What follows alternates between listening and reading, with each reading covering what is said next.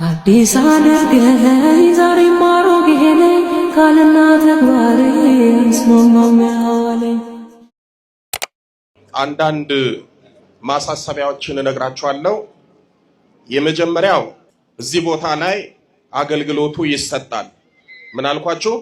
አገልግሎቱ ይሰጣል። የጥምቀት አገልግሎት አለ። በተለይ ብዙዎች ንስሐ መግባት ይፈልጋሉ፣ ቄደር መጠመቅ ይፈልጋሉ። እንጦጦ ማርያምም ወይን አምባ ማርያምም አያት ዮሐንስም እንዳደረግነው ሁሉ እዚህ ቦታ ላይ የጥምቀትም የቄደርም አገልግሎት እንሰጣለን ማለት ነው። ከዛ በተረፈ ዓርብና ረቡዕም የቅባ ቅዱስ አገልግሎትና የጥምቀት አገልግሎት ይሰጣል ማለት ነው። ከዚህ በኋላ ረቡዕ፣ ዓርብ፣ እሁድ ቋሚ አገልግሎት ይኖረናል። ከዛ በተረፈ ኪዳነ ምሕረትና ቅዱስ ሩፋኤል ታቦታቸው እዚህ ስላለ የሁለቱ ቀን በየትኛውም ቀን ቢውል ኪዳነ ምሕረት ሐሙስ ብትውል ቅዱስ ሩፋኤል ቅዳሜም ቢውል ሰኞም ቢሆን ከረቡዕ ከዓርብ ከእሁድ ውጭ ቢውሉ ቅዱስ ሩፋኤል ቀንና የኪዳነ ምሕረት ቀን አገልግሎት እንዳለ እንድታውቁ ፈልጋለሁ።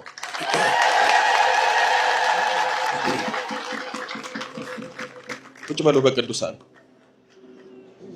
በተረፈ ኪዳነ ምሕረትን ይዘን እንኳን ምድራዊ ሕይወት ገነት መንግስተ ሰማያትን ሰማያዊ ሕይወትን ተስፋ እናደርግባታለን አይደል? የምታሳጣን አለ የለም። ስለዚህ ቋሚ አገልግሎት አለ። ነገ ታኅሳስ 13 ነው። ገናናው መልአክ ሺህ በክንፉ ሺህ በአክናፉ ፈታዬ ማፀን ሊቀ መላኩ ቅዱስ ሩፋኤል ዓመታዊ ክብረ በዓሉ ነው። ስለዚህ ነገ ንግስ አለን ማለት ነው። ቅዱስ ሩፋኤል ታቦቱ እዚህ ስላለ ቅዱስ ሩፋኤልን እናነግሳለን። ከቅዳሴ መልስ ደግሞ ቅዱስ ሩፋኤልን እንዘክራለን። ስለዚህ ነገ ንግስ አለ። ሁላችሁም በጠዋት እንድትመጡ አደራላለሁ። ከዛ ውጪ ሐሙስ ኪዳነ ምሕረት ነች። ሐሙስ ዕለትም መጥታችሁ የኪዳነ ምሕረትንም በረከት አግኝታችሁ አገልግሎቱንም አግኝታችሁ ትሄዳላችሁ ማለት ነው።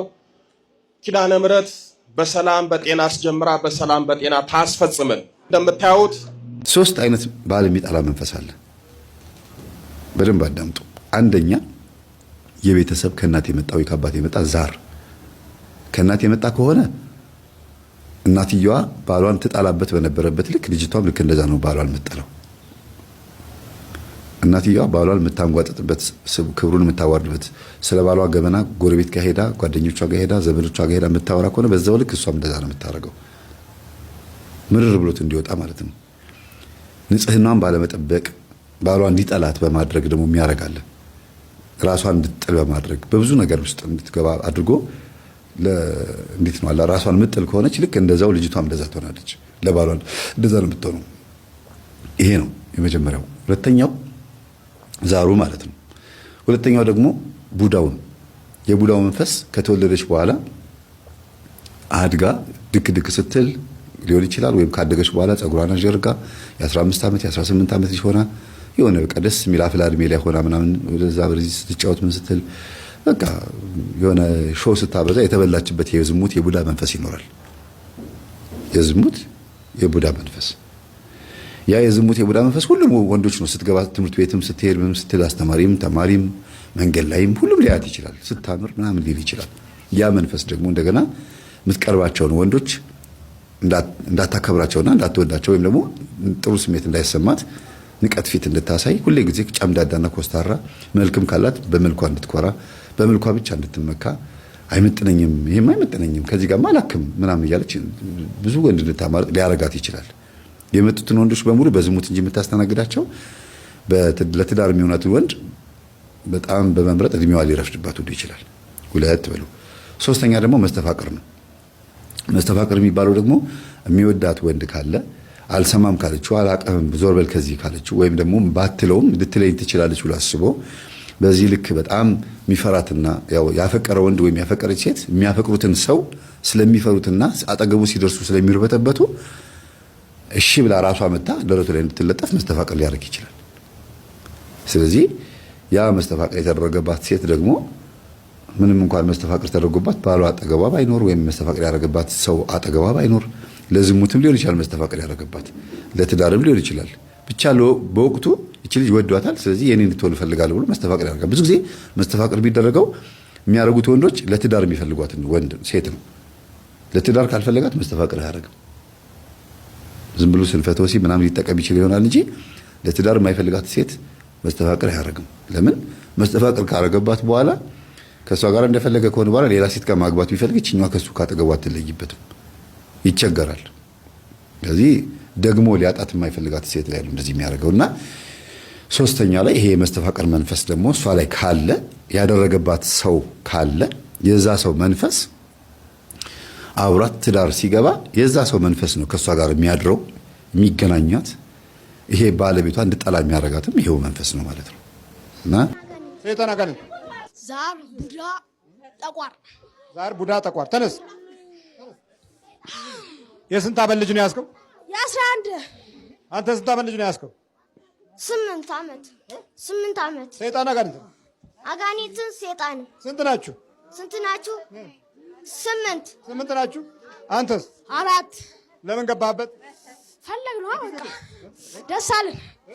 አማረ ልጅ በቃ ስናየው ሁሉ በቃ ሁሉ ነገሩ አማረና ዛር አብሬ ተወለድኩ። ና አንተ ብትረስ ምንድነው? ሰይጣን ቡዳ አይነጥላ ሰይጣን ቡዳ አይነጥላ የቡዳ አይነጥላ የቡዳ አይነጥላ ልጁን ቡዳ ልታደርገው ነው?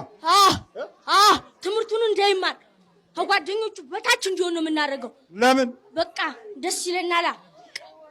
ስራችን ምንድነው? በቃ እንዳይማር ከጓደኞቹ በታች እንዲሆን ነው የምናደርገው። ለምን ገባህበት? በቃ ደስ አለ ልጁ ስናየው ራሱ ደስ አለ። ስንት ዓመት ነው ከገባህበት? እኔ 3።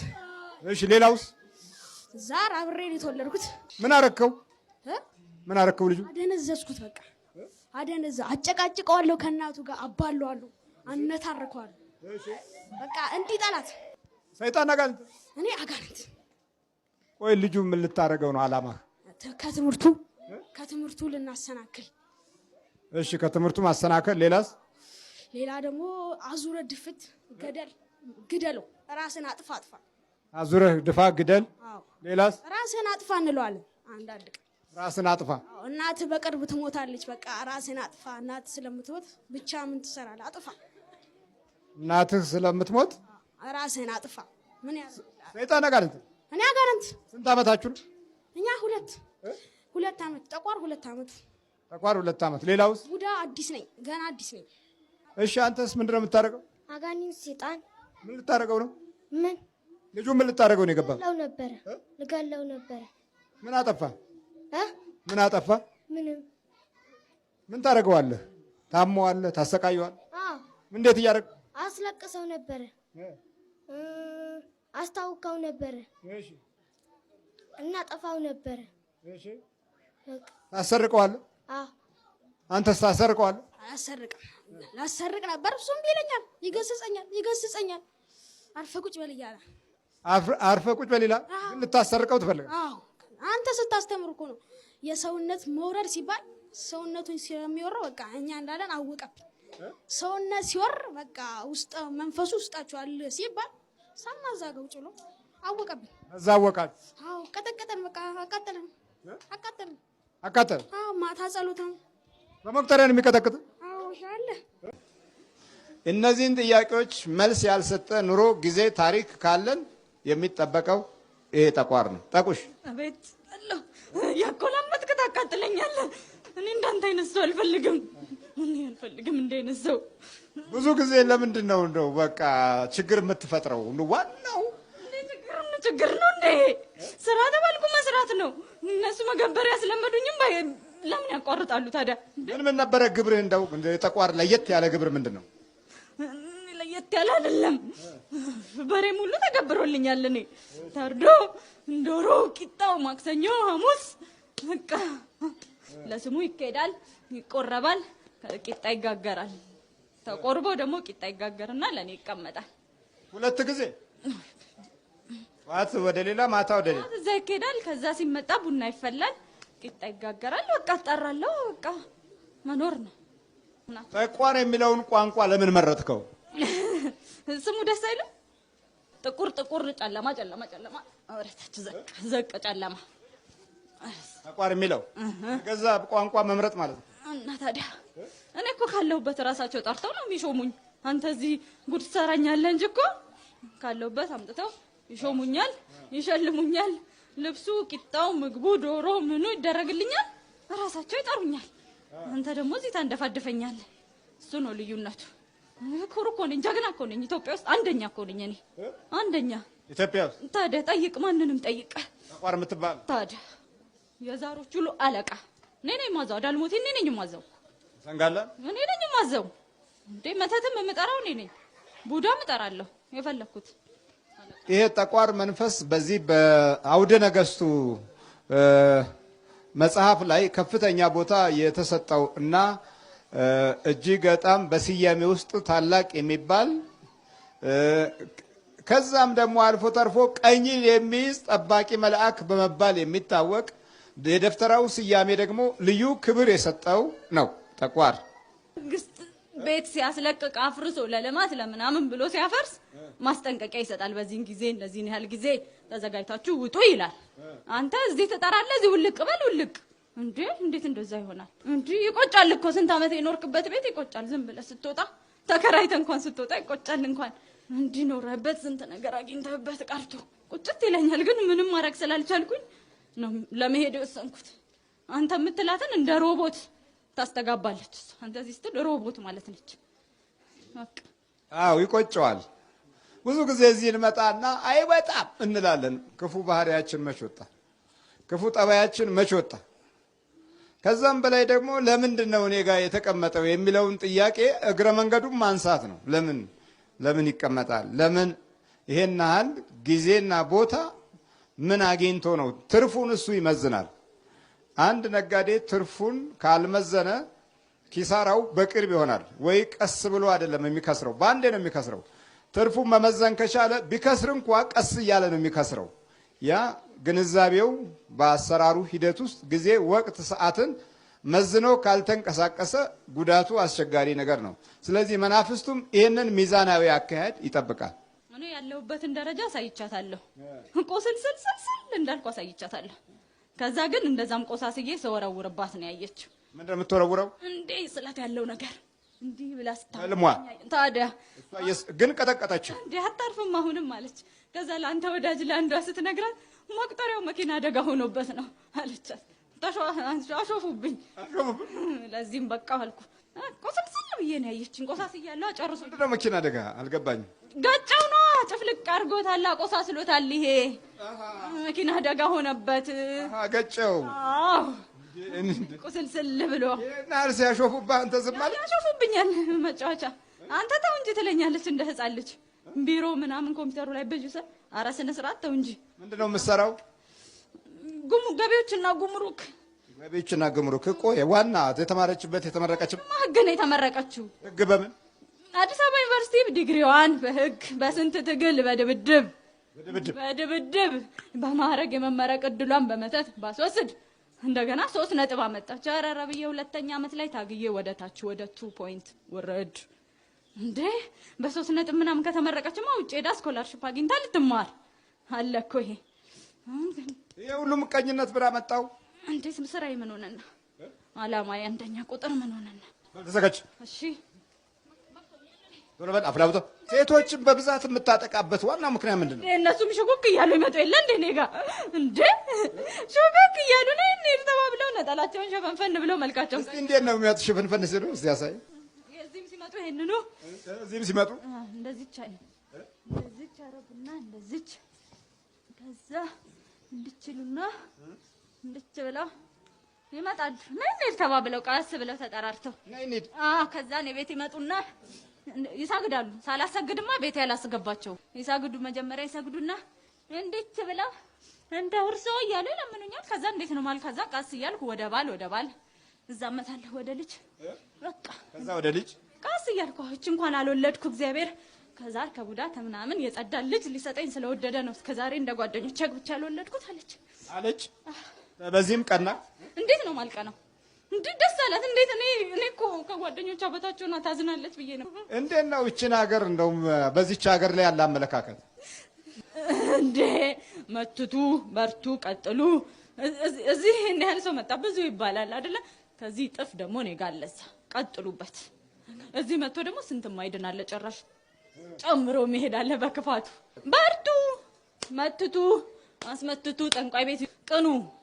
ቀናት ነች መሰረቷ። ቀነት በሉ እንዴ እንተበል ከሌ ለምን እንዲያገኛል ከሌ ለምን እንዲኖረው በሉ። ከዛ በኋላ እኔ መንገዱን አመቻቻለሁ አስፋልት አለ ሂሳብ ተሰራዋል። በቃ ምንም ችግር የለም። እናንተ ብቻ ቀናቷን ጀምሩ። ባጀት ምናምን አያስፈልግም ወይ ባጀት የለም። ስትናገር እኮ ሰምቻለሁ። ሰውዬ እንዴት ነው የሚያቀኝ እያልኩ ባጀት የለ ቢሮ አይዘጋ ጡረታ ይወጣ እያልክ እንዴት ነው ጡረታ የምወጣው? አልወጣም። በቃ እነሱን ጡረታ አስወጣለሁ። ወደ እኔ እያመጣሁ ወደ ሲኦል እየከተትኩ እነሱን ጡረታ አስወጣለሁ። ጡረታ አንተ ታስወጣቸዋለሁ። እኔ እነዚህን ዘሮች በሙሉ አስወጥቼ የለ ጡረታ ያለ እድሜያቸው የትና የት የሚደርሱ ነበሩ እኮ። አንተ እኮ አንደኛ አገሪቱንም እኮ ነው የበደልከው። እና ታዲያ ዋና ዓላማዬ ምን ሆነና ጎል በመስሪያ ቤት ስትራቴጂ ቀርጸው ምናምን ብለው ጎል የሚሉት ነገር አላቸው። ጎል ላይ መድረስ እኔም ልክ እንደዛ ስትራቴጂ ቀርጬ ምን ብዬ ትውልዱን ከመስመር ውጪ በሙሉ በግራ ማሰለፍ ትውልዱ የለም በቀኝ የሚሰለፍ። አንተን እኮ መጽሐፍ ቅዱስ በግራ የተሰለፈ ክፉ መንፈስ ነው ያለ። አንተ ግን በቀኝ ነው ያለው። እንዴ ቀስ ተብሎ ነው ወደዚህ መጣና ወደዚህ ይያዛል። ይሄን ካልያዝክ ምን ስራ ይሰራል ታዲያ? በዚህ ነው እኮ በዚህ አይደለ ለዚህም የሚሰጠው ለዳህም የሚሰጠው በዚህ አይደል?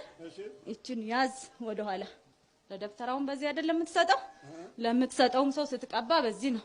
አሁን ለሷ የተሰጣት ይሄ ወርቁ በዚህ ነው። በቃ ቀኙን መያዝ መጀመሪያ ደጉን ወደ ኋላ ሽምቅቅ ታረግና ደግ እንዳይሰራ ከዛ የክፉን ትዘረጋለታል። በቀኙ የክፉን ትዘረጋለታል። ማስመተቱን ማስጠንቆሉን መዘሙቱን መጠጣቱን በዚህ ነው። ሁሉ ነገር እኮ በዚህ መጠጣቱ ታዲያ ተዘጋጅሽ። በኢየሱስ ክርስቶስ ስም በስላሴ ስም በወላዲተ አምላክ ስም በቅዱስ ሚካኤል ስም ሲኦል እንገባለን። በናዝሬቱ በኢየሱስ ክርስቶስ ስም ሲኦል ታስረናል። ቶሎ ተበጥጮ ነው።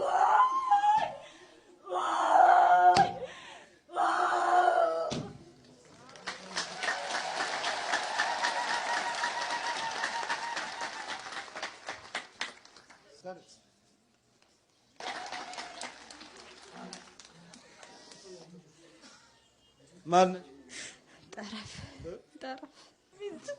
እኮ ነው ያስተማረኝ።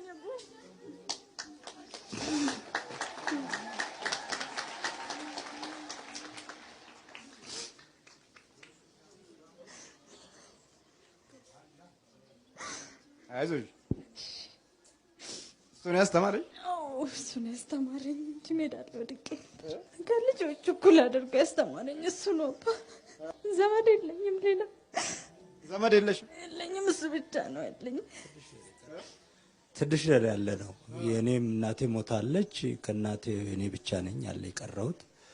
ከሷም አያቷ አለች እኔ ጋር ናት። እሷ ብቻ ነች የቀረችው። እናቷ ሞታለች፣ አጓቷ ሞታል እና ሁለት ወንድሞች፣ አንድ ወንድምና አንድ እህት አላት። በቃ ያለ ነው እኛ ሆነን ያላችሁ ትንሽ ናት። አዎ የኔ ቤተሰብም ትንሽ ነው። እንደዛ ነው ያለው። ድሮ የሷም እናት የኔም እናት ከሞቷ በፊት ከብዛ በፊትም ቀደም ብለው ጨለ ያደርጉ ነበር። ወደ 40 ሰው ፈጀው እኮ ነው። አዎ እናቷ ሞታለች፣ አጎቷ ሞቷል። አለ ጊዜያቸው ነው የሚመጡት። አዎ